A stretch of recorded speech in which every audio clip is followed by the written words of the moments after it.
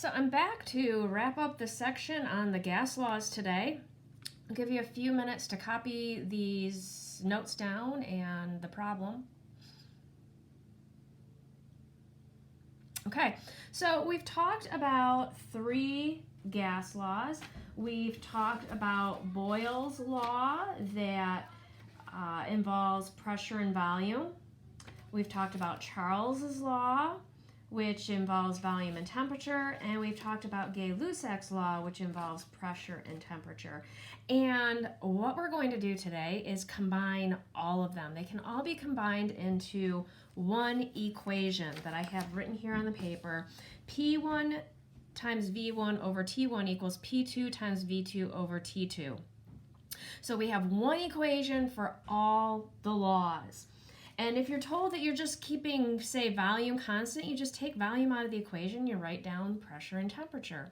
And this equation is found on table T of your reference tables that I gave you down here, combined gas law. So you always have this equation in your reference tables. You also, don't forget, you have the temperature conversion equation for Kelvin too on that same table. So let's take a look at a problem with this. Now, we talk about each individual gas law first because it makes it easy for predictions. Here, it's a little harder when you have 3 variables going on instead of just 2 variables. It's hard to tell what variable's doing what. That's why we separate them all out at first so that we can get those direct and indirect relationships. Because when you have 3 variables now, some of those relationships counteract each other, and so it's a little more difficult to predict what's going on or what will happen. So let's take a look. A gas has a volume of 3.6 liters when it is under a pressure of 1.05 atmospheres and a temperature of negative 15 degrees Celsius. What will its volume be at STP? So the first thing we do is we write down the values that we know and what we need to figure out. So P1, V1, T1. Our starting pressure is 1.05 atmospheres. Our starting volume is 3.6 liters. And our starting temperature is negative 15 degrees Celsius. Now, this is the first time we've seen a negative number, but I wish they actually threw in a few more of those. So negative 15 plus 273 is 258 Kelvin. On the other side, P2, V2, and T2, they say, what will the volume be at STP? So we're trying to find volume.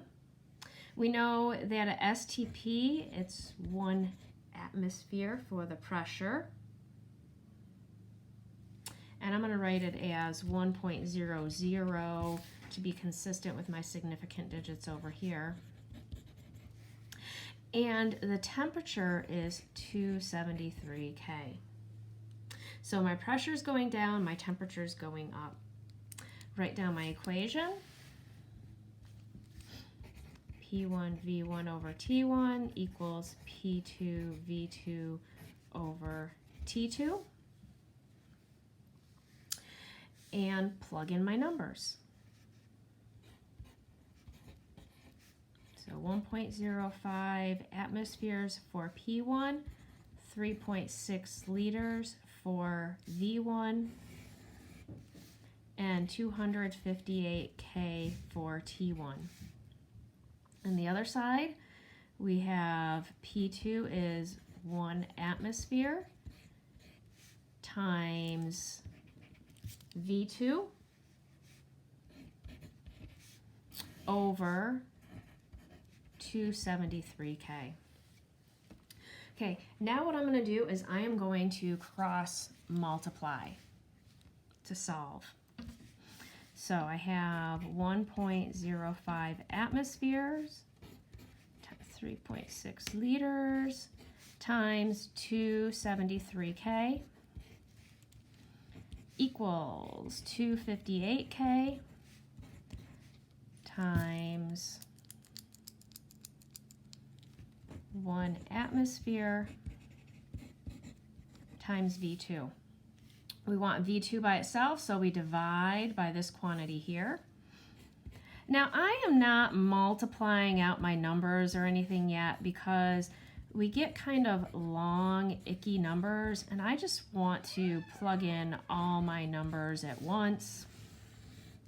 So that's why I'm doing it this way.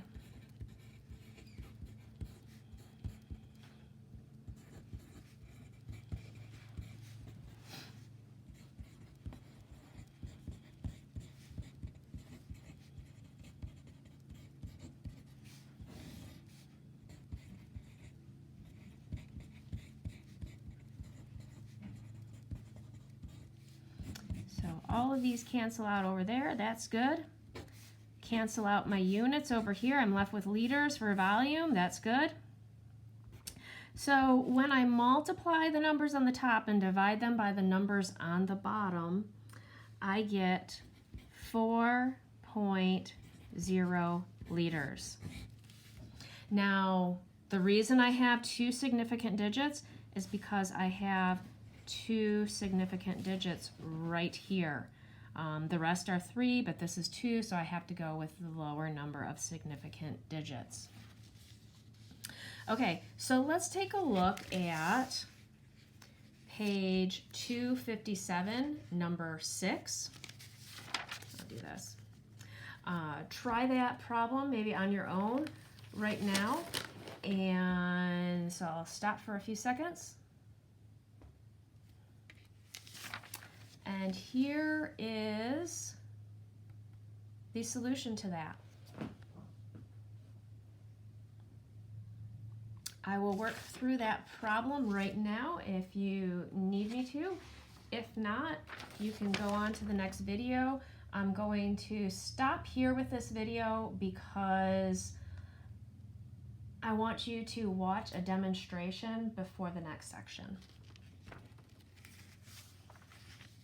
Okay, so me working through the solution for this.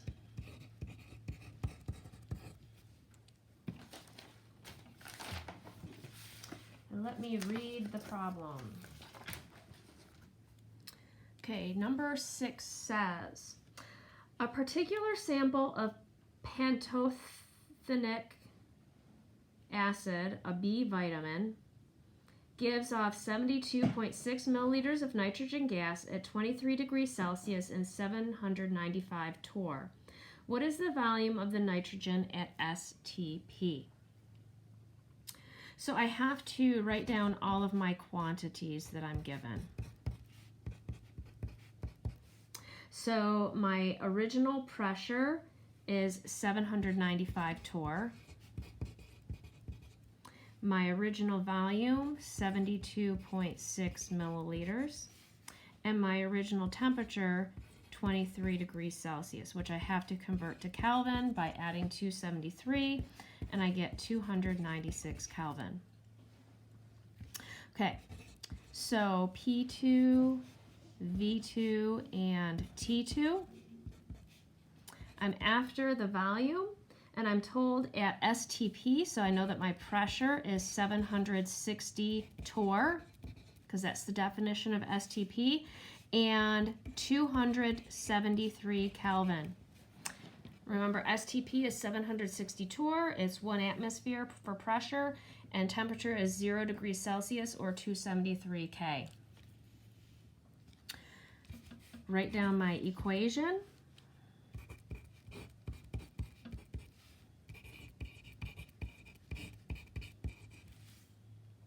And plug in my numbers.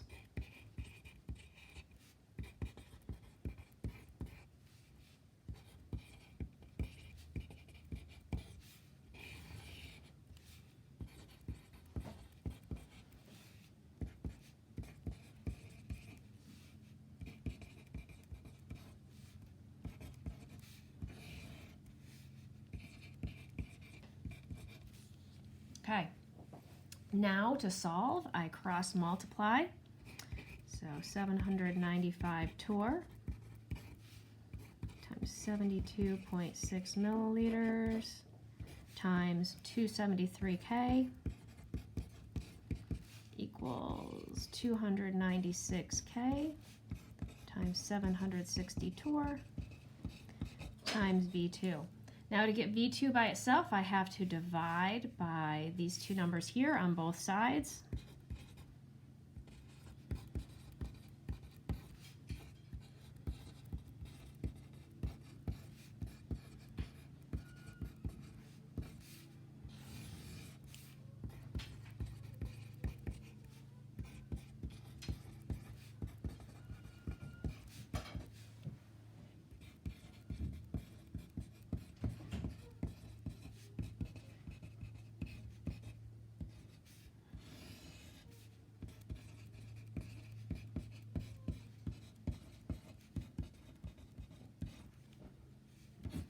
These all cancel out over there, which is good. Over here, I'm going to cancel my units. I end up with milliliters, which is volume, so that's good. So when I multiply these numbers and divide it by these numbers multiplied together, I get 70.0 milliliters. Now going back up here, 3 significant digits because everything up here is 3 significant digits. Okay, so I am going to stop here. You are going to watch a demonstration video and then we'll move on to Dalton's law of partial pressures.